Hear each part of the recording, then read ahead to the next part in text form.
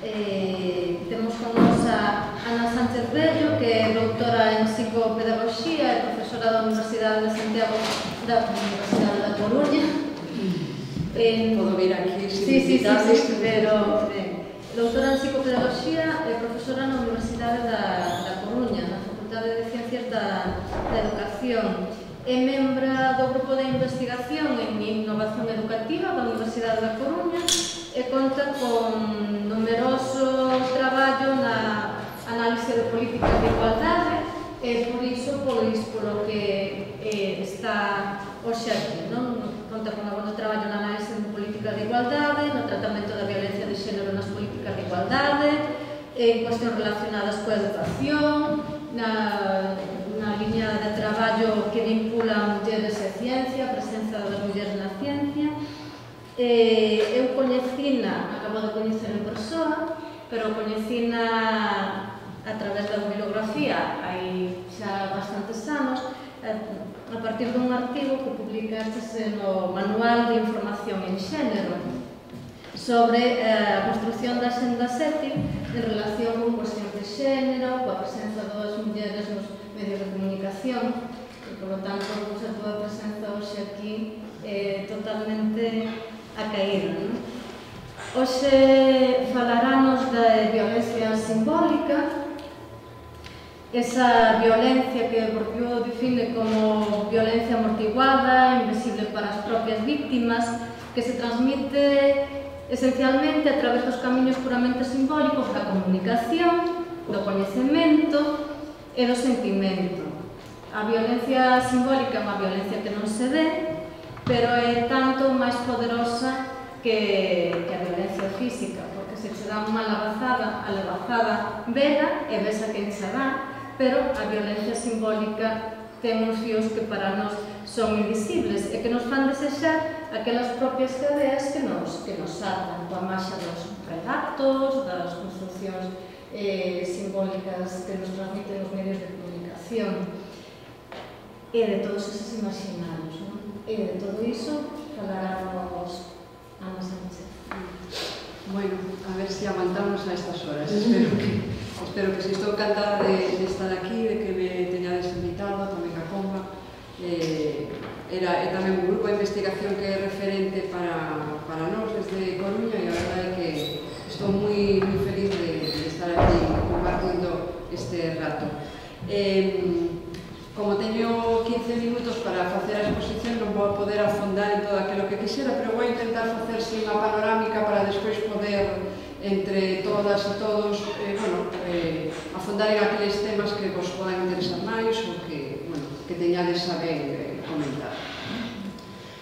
Cando normalmente falamos sobre violencia de xénero ou violencia contra as mulleres, automáticamente nos salta o chip da violencia física, dos maltratos, porque realmente están xa moi dentro dos medios de comunicación, outra cosa será como, pero sí que están, digamos, en esta axenda dos medios.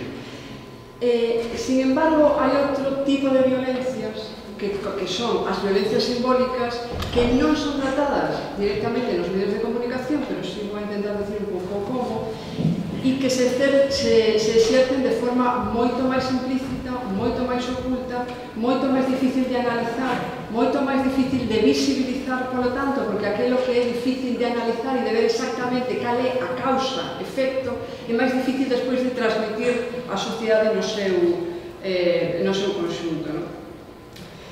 E o que está claramente determinado é que a violencia física e as violencias físicas e a violencia de xénero necesitan claramente das violencias simbólicas.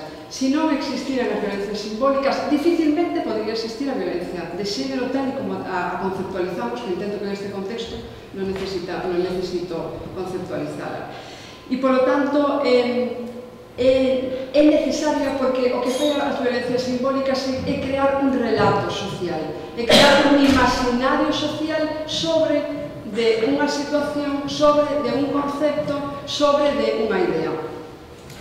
E, por lo tanto, nos medios de comunicación nos atopamos con unha grande contradicción, e é que a violencia de xénero, entendida como violencia física e incluso psicolóxica, aparece tratada nos medios de comunicación y de manera genérica se penaliza esa violencia, ¿no? Y por lo tanto se considera como negativa. Sin embargo, esos mismos medios de comunicación e incluso en unha mesma página de xornal o que nos atopamos é un resalte da violencia simbólica. Por lo tanto, esa contradicción fai que vai a ser moi difícil romper esta dinámica de violencia de xénero e esta dinámica de violencia física. Porque, como digo, romper esta dinámica de violencia simbólica é máis complicado porque necesita de máis análise, de máis profundización sobre da conceptualización, etc. Sin embargo, eu, como moitas persoas que estive escoitando, eu son positiva sobre de aquilo que se debe facer. E creo que hai cousas que temos que facer e non estar sempre dicindo que malo, que malo, que malo. Xa sabemos que está ben facer de vez en cando este apoio mutuo, pero creo que hai que centrar o debate en aquilo que é posible facer, ainda que sea unha moi pequeniña acción. Esa acción vai a ter unha implicación en outras persoas e en non desgastarnos en buscar grandes obxectivos, porque os grandes obxectivos son moi difíciles de cumplir, sino ir empezando por obxectivos máis minudiños. E cando tes conseguido un minudiño, vas collendo máis apoio, etc. Esta é unha idea que traslado directamente, por exemplo, dos centros educativos, porque nos centros educativos, eu como formadora de docentes e de profesionais en este sentido, hai todo o alumnado en xeral sempre di que eles non queren ser como os seus profesores tradicionais. Sin embargo, cando chegan os centros educativos, chega un momento en que son aquilo que rexeitaron ser. E por qué? Porque cando chegan os centros, en principio, queren cambiarlo todo. Queren cambiar o centro de arriba a baixo, queren quitar o equipo directivo, queren xa, de repente, o sea, de hoxe para mañán vamos a cambiar o modelo de educación, a nosa escola. E iso ten tal cantidade, non só de desgaste persoal, que é enorme, sino de oposicións que non se fan as modificacións e non se fan as transformacións. Sin embargo, sempre les digo, ides a un centro e buscades cal é aquela pequena rede que a vos poda axudar a mobilizar un pouquinho e aquelas familias, e entonces ir dando pasos cortos que en principio nos poderían parecer que son cortos e son pouco importantes, pero cara a unha liña de futuro de cambiar. Realmente, ao final, o centro educativo ou que sería a nosa institución ou o que sería. Isto non sei a que viña, porque quero decir que cando falamos sobre os relatos de violencia simbólica, que realmente son aqueles relatos sociais e colectivos que están configurando a conceptualización ontolóxica do que é ser unha muller ou do que é ser un home, esa modificación temos que ser conscientes de que vai ser difícil de conseguir, o que non significa que non loitemos por iso.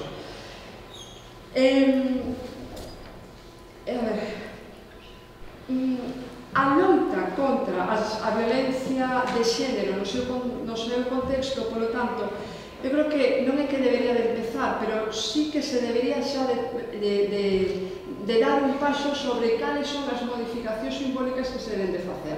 Belén anteriormente abriu un melón sobre os medios de comunicación e incluso se atreveu a utilizar a palabra censura, e ese é un enorme melón para abrir e para saber exactamente que é censura, que non é censura e cales son todas as propostas, por lo tanto, que podamos desenvolver, porque senón tamén nos vamos a topar con un muro dificilmente saltable, non sondeable.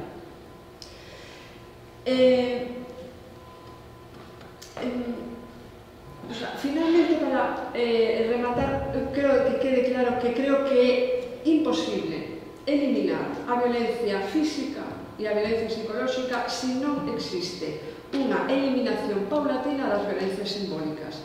Porque a violencia simbólica o que fai é conceptualizar algo, definir algo, decir que é aquilo sobre do que se exerce violencia, como vive a violencia. E cando se fala de conceptualización, non se aclara que é a conceptualización, sino que se introducen discursos que son discursos non discutibles, discursos que non se levan, como en estes foros, por exemplo, a debatir sobre aquilo do que se conceptualiza, sino que se define unha cousa e, por lo tanto, se define, en este caso concreto, que é unha muller. Algo tan básico como conceptualizar que é unha muller é o que está configurando a violencia simbólica. En función do que se defina socialmente, non individualmente, sino socialmente, ideolóxicamente e culturalmente que é ontolóxicamente unha muller, significa si esa definición en relación ca violencia, como acepta, non acepta, como sufre, como non sufre, que é o que se pode facer con, non quero cosificar a muller, sino con a conceptualización de muller. Non sei se me estou explicando. Cando se fala do que é unha muller, é unha pregunta que podería ser tan sumamente básica que non a formulamos. E como non a formulamos nós, a formulan por nós. E cando a formulan por nós, e non entramos a debatir sobre cales son as diferencias entre unha conceptualización do femenino, do que é muller, e outra conceptualización do femenino, non entra en discusión social. E, por tanto, aquelo que queda como xerme do que é a ontoloxización femenina vai a ser os discursos hexemónicos. E sobre esos discursos hexemónicos digamos, sobre do que habería que entrar a romper, a debatir, para poder establecer outras dinámicas sobre a conceptualización do xénero das mulleres e, por suposto, tamén dos homens.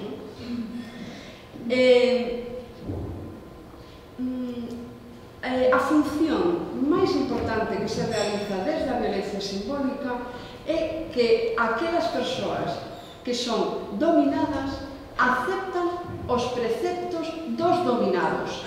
Esa é a raíz de calquer violencia simbólica, esa é a súa forza. Porque cando as persoas que están dominadas consideran os mesmos criterios que quenes están dominados, lóxicamente, a posibilidade de modificación e de cambio por os que son dominados non existe, porque parten do mismo patrón. Non sei se me estou explicando. Pasan da mesma idea. Por lo tanto, non hai debate posible, non hai contraposición de idea posible. A situación é esta e así a vamos a vivir. E ese é o gran poder das violencias simbólicas, que aunan a dominado e a dominante en un mismo ideario. E é o ideario hexemónico, por suposto, porque senón non sería non discutible socialmente, sino que sí que se abrirían os campos de idea. E en este sentido, do que estamos a falar é de cal é o sistema social que está formado en función de mulleres e de homes e, por lo tanto, cales son os preceptos, cal é a idea de sociedade que queremos compartir, cal é a idea de relacións entre homes e mulleres que queremos compartir, cal é a relación de parella que se establece como normativa, cal é a relación de conceptualización de aquilo que desenvolven as mulleres. Unha das frases máis, eu creo que máis impactantes, e ten bastantes, de Amelia Valcárcel, é unha que eu lle escoitei e que decía que as mulleres nos enchen de virtudes para eliminar os nosos dereitos. E é exacta, tal cual, sobre a violencia simbólica. As mulleres somos tan buenas, aguantamos tanto, tenemos tanta paciencia, somos toda esa cantidad de virtudes que socialmente se consideran valoracións positivas que está marcando a definición sobre das mulleres en un sentido cultural. E esta é o grandísimo poder da violencia simbólica. A persuasión sobre, porque unha frase tamén famosa de Bourdieu é que as violencias simbólicas son finalmente unha persuasión oculta. Estamos persuadindo os que están dominados para que acepten a súa situación de dominación, para que acepten neste caso, a súa situación de desigualdade, para que non interpele o status quo. Entón, esta persuasión da que fala Bourdieu comeza con a definición e a conceptualización do que é ser unha muller. E esta definición ontolóxica sobre que é ser unha muller comeza nada máis e nada menos con Aristóteles. Pero o máis curioso de todo é que a conceptualización actual do que é ser unha muller e ser un home é a mesma que utiliza Aristóteles. A mesma. E según van pasando todos os procesos de coñecemento oculto, esa tradición aristotélica se vai transmitindo, por suposto, de forma completamente distinta, porque na actualidade ninguén podería decir o que agora entendemos que sería unha barbaridade, non? Porque, por exemplo, Aristóteles, que é o primeiro autor científico e, por lo tanto, a ciencia, e eu, como decía aquela compañera, como o traballo sobre cuestións de ciencia e de muller, a ciencia é a que ten maior poder sobre establecer cales son os sistemas hexemónicos e ideolóxicos de aquilo que debemos pensar. Cando Aristóteles é o primeiro dos autores que conceptualiza o que é ser un home e que é ser unha muller. Hasta o momento, bueno, tampouco había historia de pensamento, lóxicamente, non se conceptualizara, pero ele o fai. E cando o fai, modifica todo o pensamento cultural hasta a actualidade, increíblemente. É hexemónico, claro, porque, lóxicamente, sempre hai pensamentos, desde Aristóteles, o propio Platón, etc., que torpedean ese hexemónico. Pero o que estamos falando é deste pensamento hexemónico que cubre toda a sociedade. Aristóteles conceptualiza as mulleres como aqueles seres que non teñen raciocinio, que son exclusivamente naturaleza, que non teñen pensamento. Conceptualizar as mulleres como máis biolóxicas, máis naturais que os homes, sigue sendo todavía un argumento ou un discurso que está divulgado todavía nos nosos contextos. E, polo tanto, Aristóteles considera que agora non se podería facer. El di abertamente que as mulleres son seres inferiores, porque non teñen a capacidade de pensar. Por que non teñen a capacidade de pensar? Porque para Aristóteles existe, as mulleres son simplemente un recipiente, son os homes os que dan vida a ese recipiente a través do esperma. El fai unha historia tremenda sobre que as mulleres, como teñen a sangre quente, ferve e, polo tanto, despois ten que ser expulsada, etc., etc. Ben, toda esta teoría aristotélica hai moi pouco tempo, por casualidade, porque eu non me gustan os deportes, a verdad, pero, bueno, vendo o telediario, na sección de deportes salían dous corredores de moto, uno era un italiano e outro era Pedrosa e outro, bueno, iso da igual. A cousa é que aparece Aristóteles no discurso, porque cando eles están, parece ser que en ese momento fuera unha carreira moi difícil, moi dura, etc., un se botaba a culpa a outro do que pasara en esa carreira, etc. Entonces, cando entrevistan a, creo que era a Pedrosa, e lle preguntan, bueno, por que pasou na carreira e tal, e el di, bueno, non pasou nada porque nós somos homes e somos de sangre quente. E dixen, Aristóteles era exactamente o argumento de Aristóteles. Con isto quero decir... ¿Sangre quente ou sangre fría?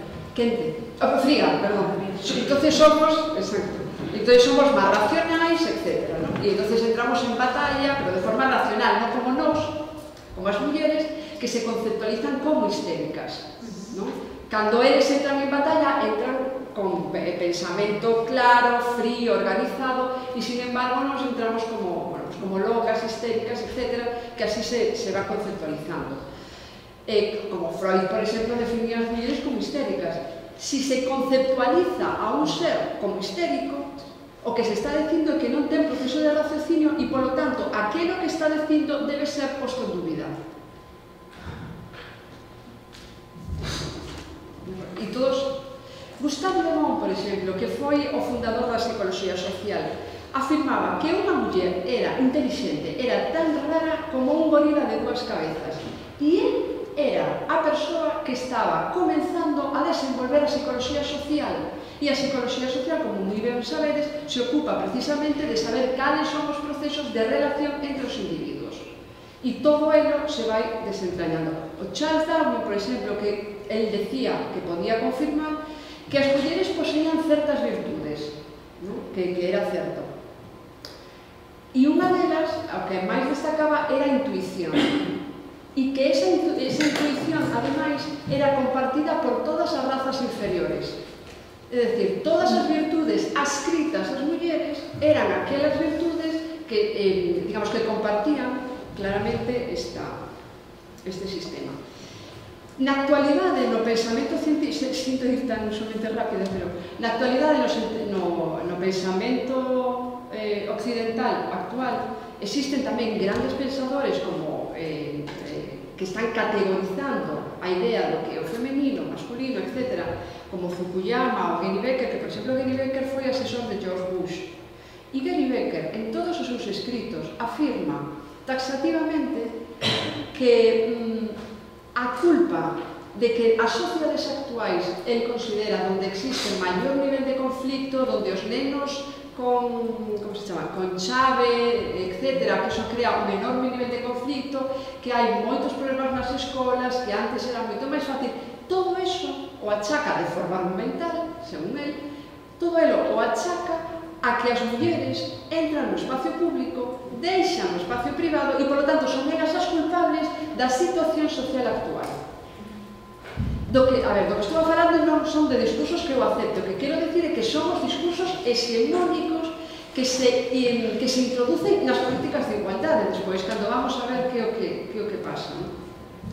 O Fukuyama, por exemplo, que é un dos autores que máis influencia política tivo no sistema occidental, e el volve a recoller o concepto de natureza biolóxica para diferenciar homens e mulleres. Logo, se volves a recoller de novo esa conceptualización, o que está definindo é que hai claramente dous espacios, un público e un privado, e que, por lo tanto, o espacio público ten que ser asumido por os homens porque eles teñen esas capacidades, e cambio as mulleres non, porque non teñen esas capacidades.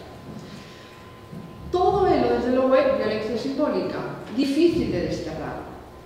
E todo elo se vai relacionando, por exemplo, con un dos pilares da desigualdade neste momento, sobre todo nos sistemas de violencia, que é, por exemplo, o propio concepto de amor.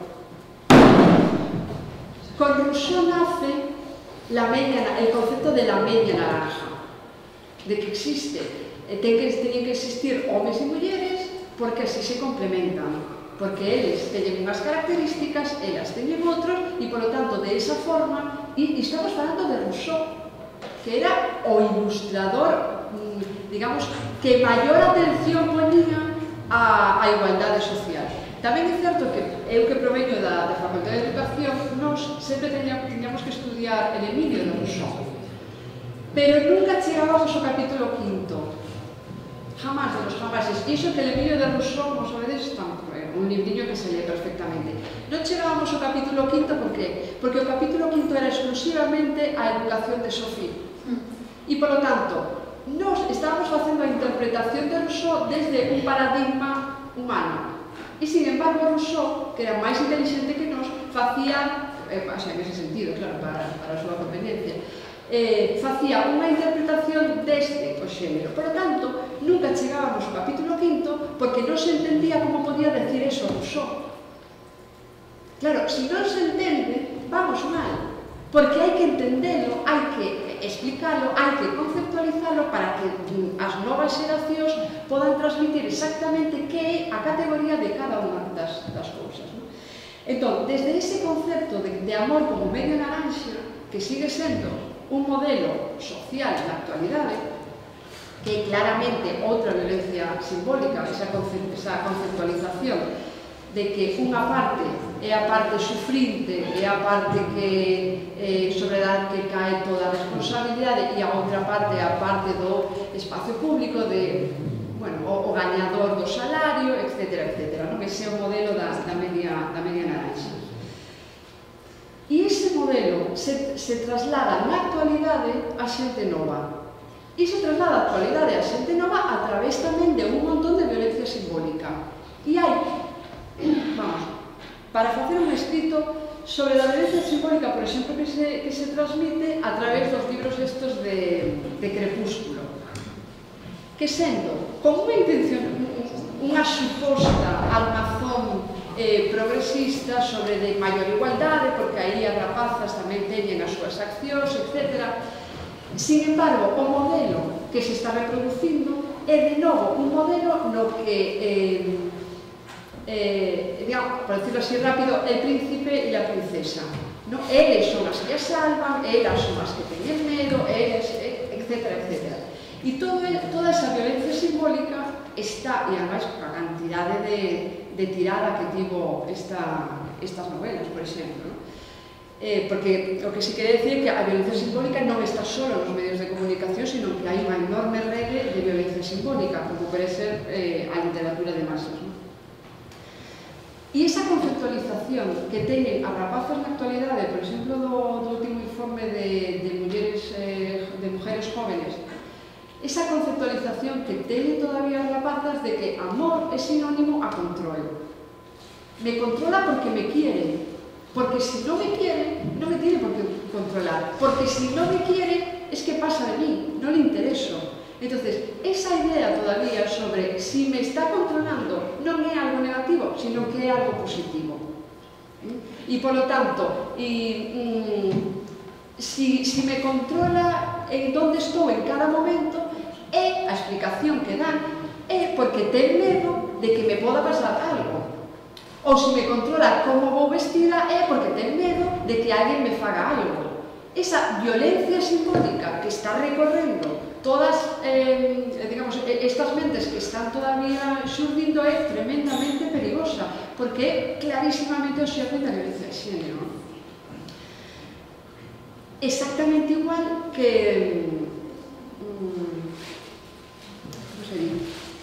os celos.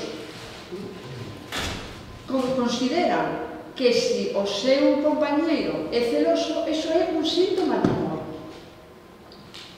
Increíblemente. Pero é que todo o sistema, como estas novelas, como as revistas femeninas, por exemplo, as revistas femeninas que leen os adolescentes e as adolescentes, toda esa rede de violencia simbólica está claramente marcando cal é o modelo sobre do que se instaura el amor verdadero. Ainda que nos nosos contextos isto nos pode parecer unha aberración, pero logo cando faz investigación o que te sae son estos datos. E ademais tremendamente fortalecidos. E de aquí volvo a idea originaria sobre as violencias simbólicas de como os oprimidos, e en este caso as oprimidas, aceptan as reglas dos opresores. Porque marcan cal é a situación que eu quero e despois lle poño os argumentos. E despois los empaqueto e les pongo un lacito e lo vendo. E, polo tanto, a conceptualización non debe ser deixada de balde, sino que ten que ser traballada, porque é realmente o xerme do que, digamos, do que aparece. Todo isto logo se traslada aos cómics, por exemplo. Bueno, hai xa moitísimo feito sobre os blogs, e que ademais nos medios de comunicación tamén salen, os videoxogos, as revistas, etc. Xa non quería falar sobre dos medios de comunicación en canto dos anuncios, etc. Donde a idea principal volve ser a idea aristotélica, sempre, que é a cosificación das mulleres e do seu corpo. É dicir, a muller é un corpo e cando socialmente se interioriza sen facer ningún tipo de análise que é un corpo, un obxecto daquela obteñe o poder para facer o que desexe con ese obxecto. Ese é o proceso de transmisión. E ese sería, digamos que o conxunto de violencias simbólicas que se van transmitindo no sistema actual. Como, e ora o debate quizás pudera comenzar, bueno, cada un que comece como queira, lógicamente, pero onde está o reto para parar estas situaciones? Porque os datos siguen sendo alarmantes e ademais é que estamos vendo que a violencia progresivamente cada vez se dá entre nenos e nenas máis pequenos, de menor idade. Por lo tanto, aí hai un traballo que vamos, que é moi importante desenvolver e, desde logo, tamén a través das asociacións, sobre todo, de como se traballa, porque, bueno, eu tamén traballado con asociacións de mulleres nos que se traballaban estas temáticas e a cantidade de situacións persoais, etcétera, que se viven son tremendamente duras. Pero tamén é certo que cando eres capaz de visibilizar aquilo que está oculto, é moi difícil que o teu sistema de vida non cambie. Moi difícil. Pero se non o ves, es que entonces é imposible que cambie, porque non ves cal é a porta. Sí, a modo de anécdota, ahora que escuchando todo lo que nos comentabas, a modo de anécdota quiero contar, nosotros tenemos pisos de acogida y dos de ellos es de acogida humanitaria, o sea, de primera necesidad, pues a la gente que acaba de llegar bien en costa o acaba de saltar valla. Y entonces el otro día, haciendo seguimiento, subí a uno de los pisos y uno de los chavales estaba viendo hombres, mujeres y viceversa. Entonces me preguntaba, aquí en España, para conseguir a la mujer, es como en este programa, o sea, la mujer se pone ahí, 6 gallos, nos peleamos, y me pareció muy visual, o sea, ahora que comentaba lo de la violencia simbólica, como desde los medios de comunicación y desde estos falsos realities fomentan y crean estereotipos y formas de socializar que al final se producen en la sociedad. Porque efectivamente, o sea, esto que veía, su socialización primaria aquí en España, y que me preguntaba, o sea, normalizaba esa situación de ver a una mujer como está en un trono y como 6 machirulos se pelean por ella, lo llegaba a normalizar. Por lo tanto, que está ahí, es palpable. Sin embargo, claro, é dicir, polo grupo de persoas ao que faz referencia. Sin embargo, socialmente, a mí, hombres e mujeres e viceversa, e vou a falar de algo que creo que vi unha vez por velo, e por lo tanto non debería facerlo, pero non me parece o grave. Non me parece o programa máis grave, porque é bastante sensible que as persoas que están aí non son modelo de nada. Claro, non sei se... Sí, non son modelo de nada, pero muchas veces construyen... Absolutamente, pero quiero decir que... Puedes ir a locales... Bueno, a veces no son modelo de nada, pero crean opinión, al final, hay muchas expresiones de estos personajes. Sí, o que pasa é que, claro, pero ti moi ben o dis, é dicir, crean opinión. Cando creas opinión, xa hai ideas confrontadas. O problema está cando non hai confrontación de ideas. É dicir, cando te están subliminalmente vendendo algo no que non hai posibilidade de confrontación de ideas. E isto, por exemplo, se ve moito máis claro en Crepúsculo. E se non o podemos poñer como como outro tipo de medios. A mí me dá máis medo, entrecomillado, unha revista como moi interesante, por exemplo, que Lola. Porque é moi interesante, se supón o que na compra está visibilizando o que estou comprando é científico, e como é científico, espérate que lo que me diga es palabra de Dios. Sin embargo, el Lola, bueno, ya sé lo que es. No sé si me estoy explicando, pusimos Lola porque ahora mismo no me sale ningún... Lo otro está como más caricaturizado, ¿no? Exactamente. Como más evidente. Claro.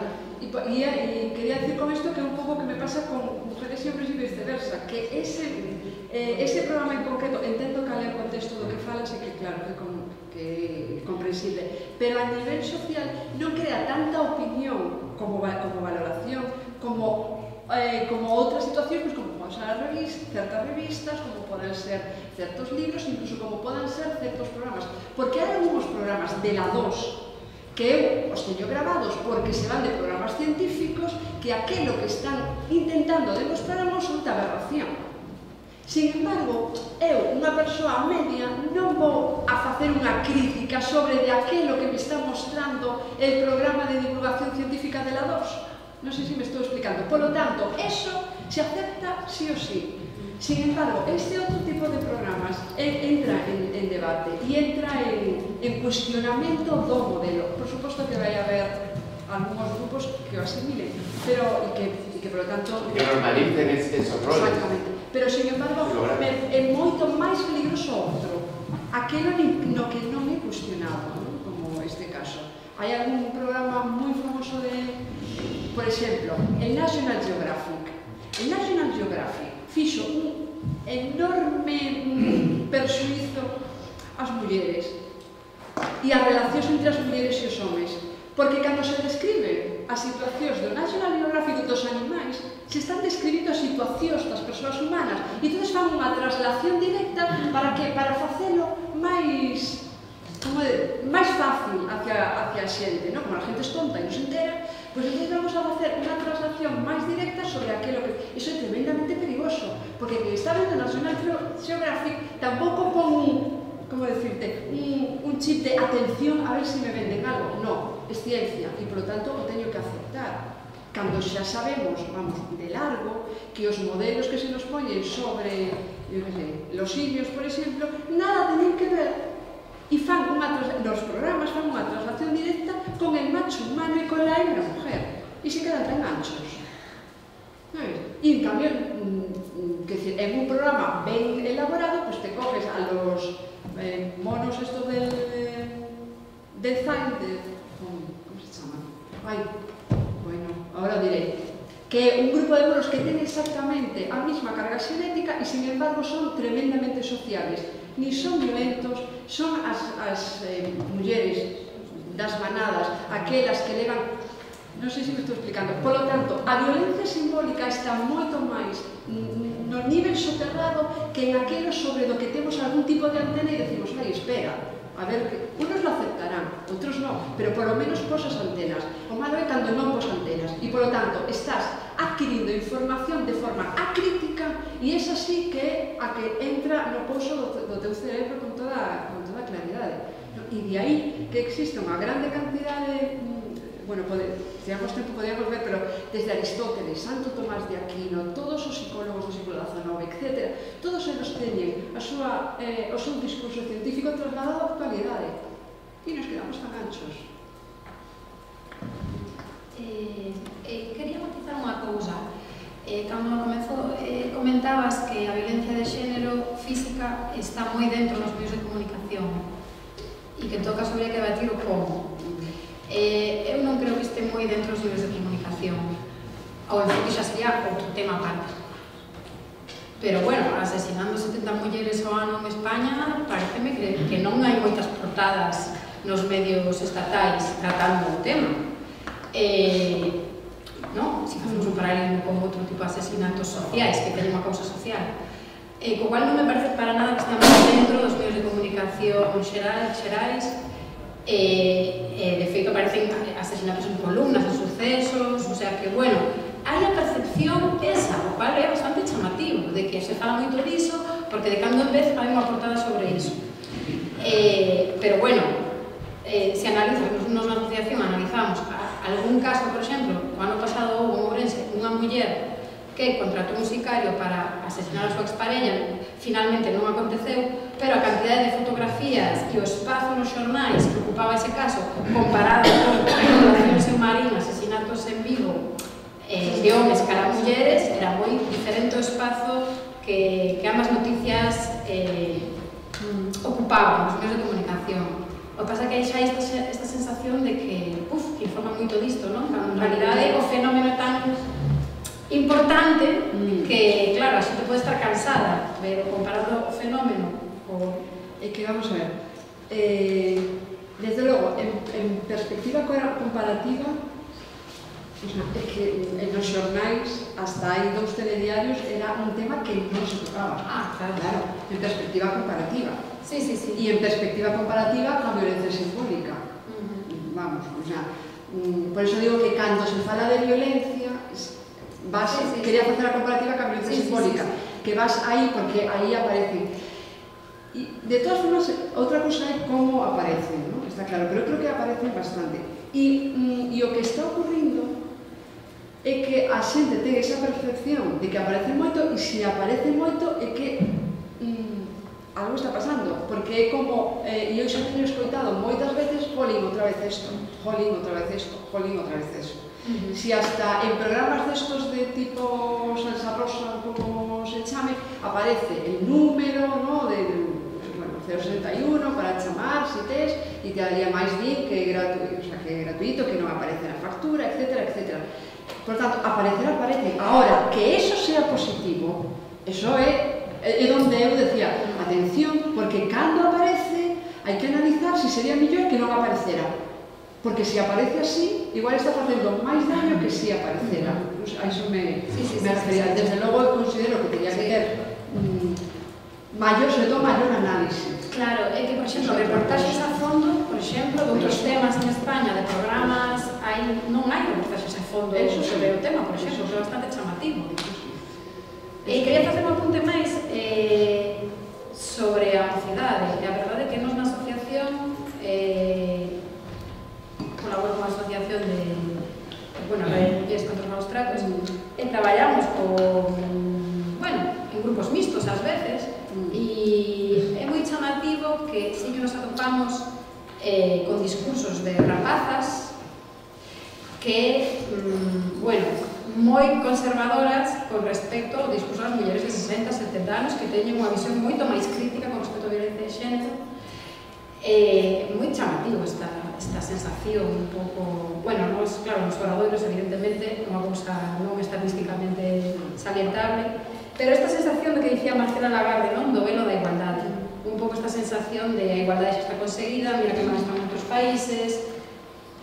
Esta sensación calou moito, creo que tamén nas xeracións novas, que un pouco, cando faz, non sei, eu teño unha anécdota de ter que facer unha dinámica sobre atopar opresións dentro da identidade masculina para os chicos que veñen, e opresións das mulleres, as opresións que sinten neste sistema, e as mulleres acaban buscando as opresións dos homens, relatando opresións que pobriños os homens que sufren. O sea, que é moi chamativo, que as propias rapazas novas,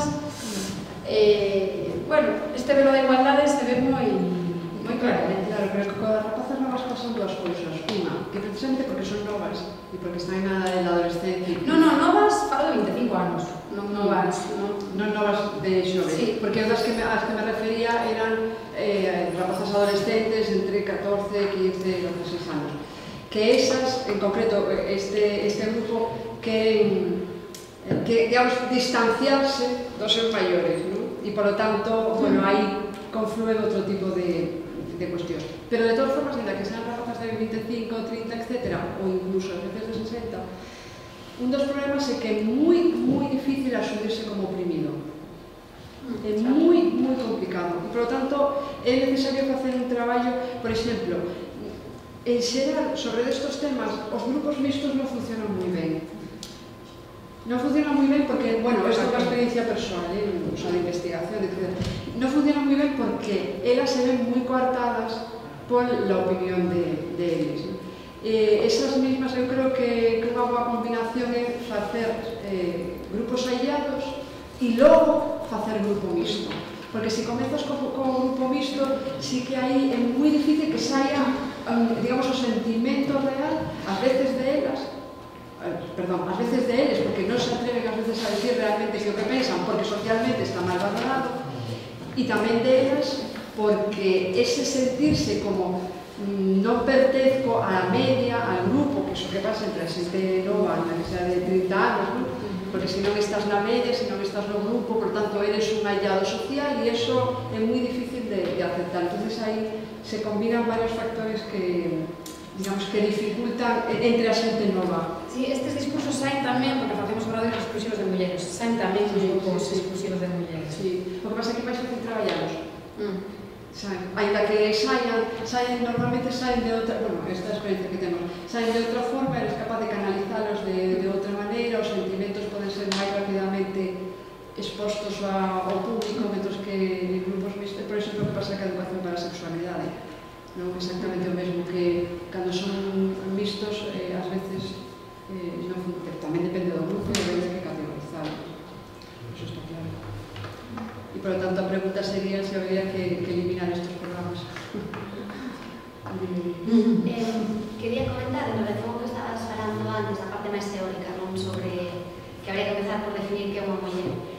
Como así que antes tamén falabas de retos pequeniños, pareceme complicadísimo, parece un reto, sobre todo porque, os feminismos llevan tempo tamén falando sobre este tema.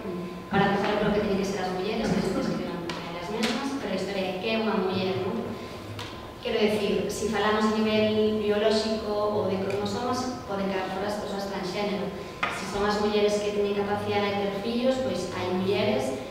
poden selos, por lo tanto, quen entra dentro desa categoría e sobre todo no momento que os feminismos e sobre todo os feminismos e varias líneas teóricas se está falando de que non é tan importante igual o feito de ser mulleres, ainda que é evidente que sí, sino que opresións nos marcan de distinta forma, é dicir, somos mulleres migrantes, somos mulleres naixoteras, somos mulleres prostitutas, é dicir, hai un montón de opresións que nos marcan, non simplemente sendo mulleres e algo máis.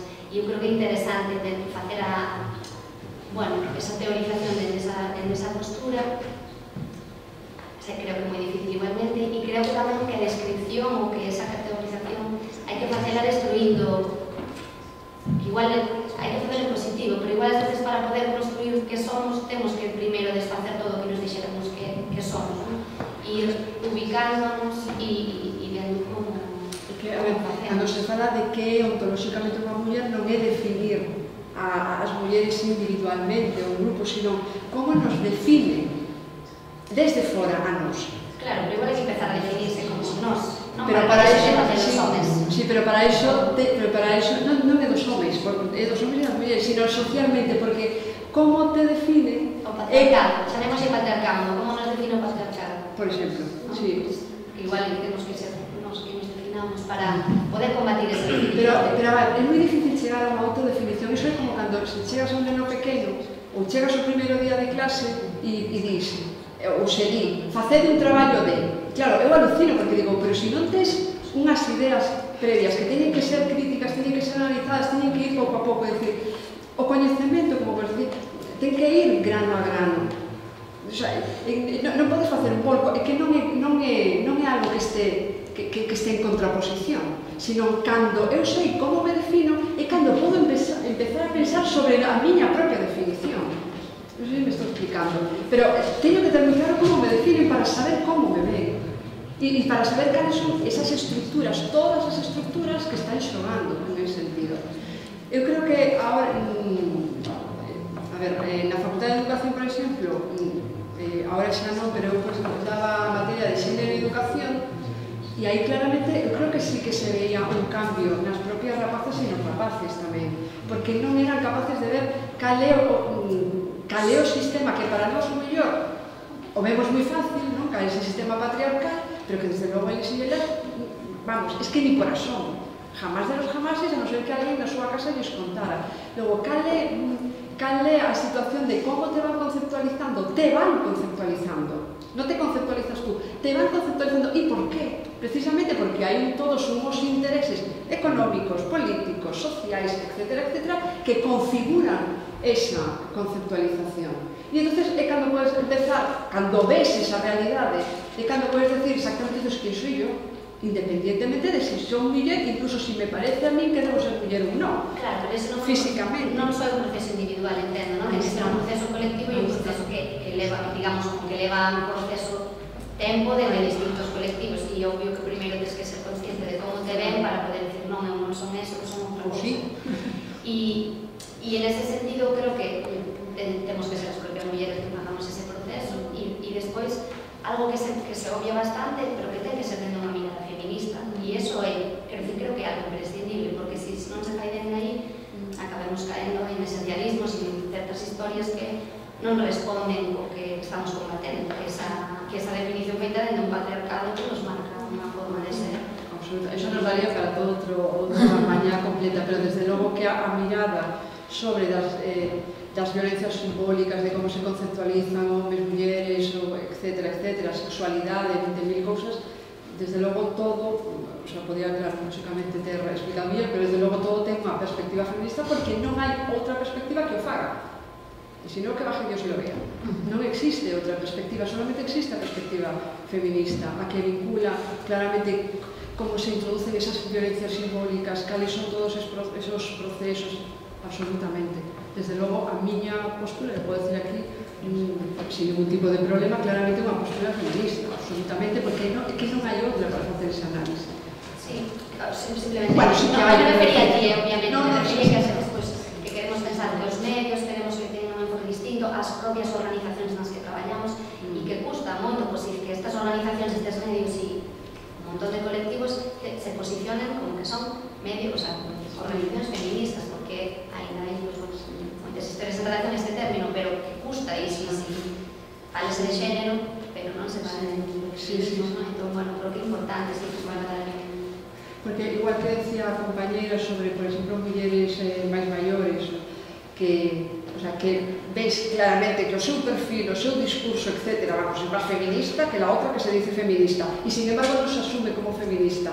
Non di, non, é feminista. Ahora, no seu acto, no seu día a día, na súa acción, é claramente feminista, pero aí tamén é claramente unha institución do patriarcado de intentar, como violencia simbólica, menos valorar o que é o feminismo e a súa potencialidade de transformación social. Creo que se intenta claramente menguala. Quería introducir unha cuestión. Ao principio da tua intervención falabas de ir dando pasos pouco a pouco, en vez de establecer grandes metas como a Quixotes, que quedábamos desgastadas ao pouco tempo, de ir establecendo pequenas metas.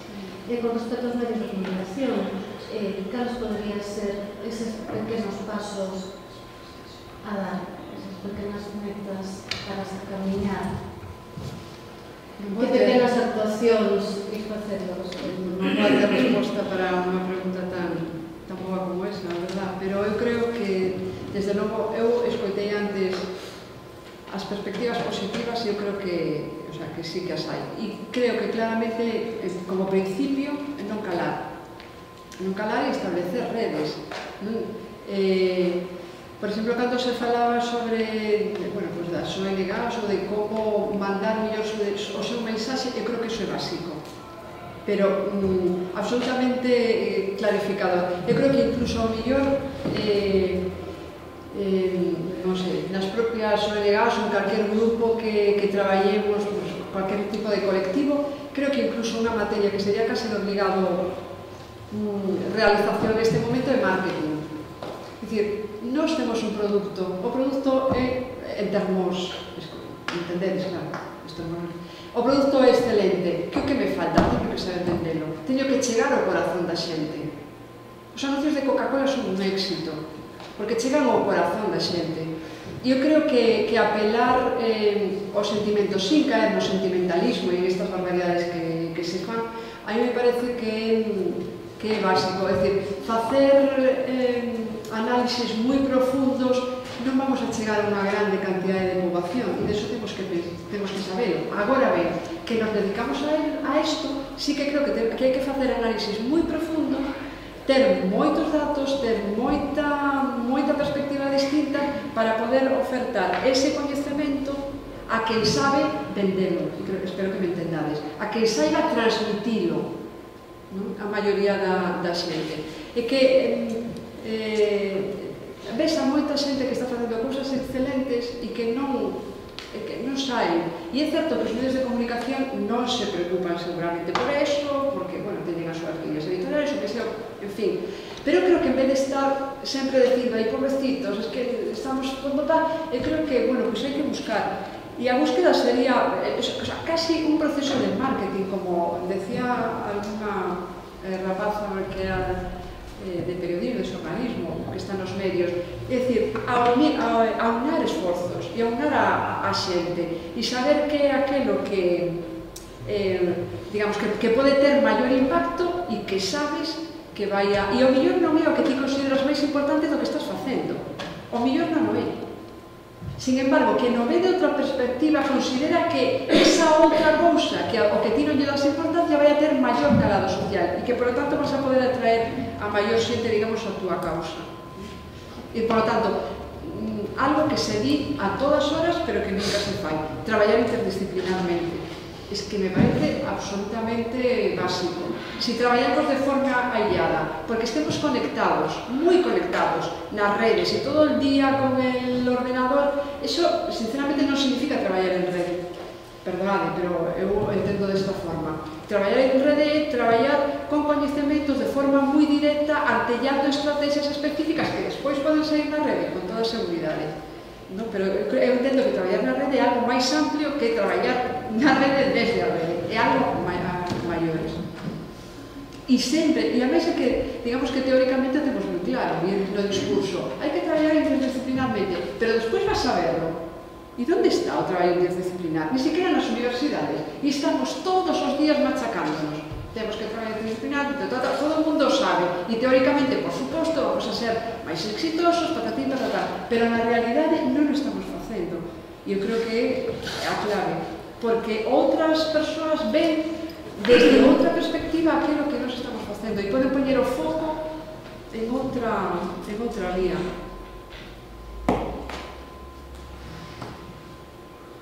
Deixámolo aquí porque é hora de xantar, as ausencias físicas imperan sobre as intelectuais. Bueno, quería agradecer a todos, digamos,